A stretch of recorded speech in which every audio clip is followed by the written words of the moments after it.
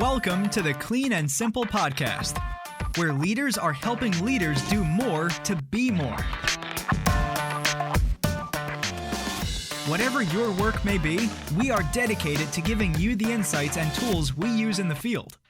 Our people are our greatest assets, and they are here to share their unique thoughts with you.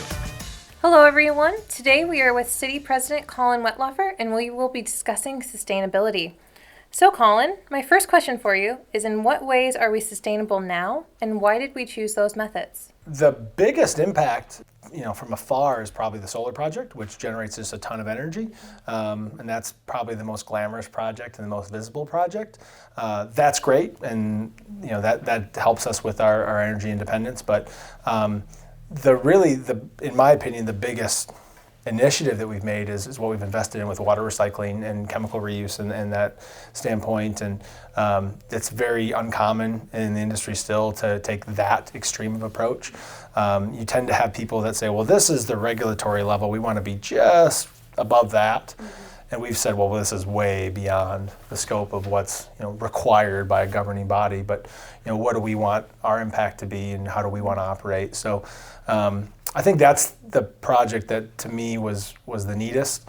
And it also, again, we have more control over it. We have more control over how we run. And I think that's the biggest thing. As a business owner, I think one of the biggest challenges is when things happen out of your control and they affect those things. They affect your sustainability, rhetoric and what you're able to do with that. But when you can take power over those things and move forward, so those are the most fun projects.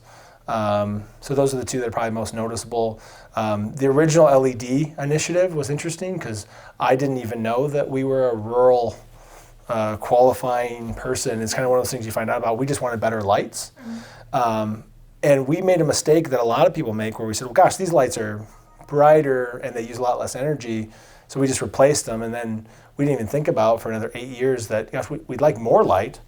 So that's what's interesting about this project, which I know is a different question, but is taking it a step further and saying, well, what can that do, and what's the result of that, even if it's not necessarily a lowering of electrical usage, but what are all of the other values associated with it? So I think you always have to be careful with any of these sustainability projects. I will also answer the question you haven't asked of. I think our biggest opportunity that we still have is that we have all these textiles that have to be upgraded, have to be replaced regularly, cotton, polyester, blends, and there are not very good recycling avenues for those goods. So we need to really step up as an industry, as an organization, as anyone using textiles, and say, okay, what's the place? There's a lot of companies using these recycled goods, but I think we can take it way further than where we're taking it now. So that's a huge opportunity, and there's a lot of companies that have a larger impact there than us, but there needs to be something there. Thanks for listening to the Clean and Simple podcast.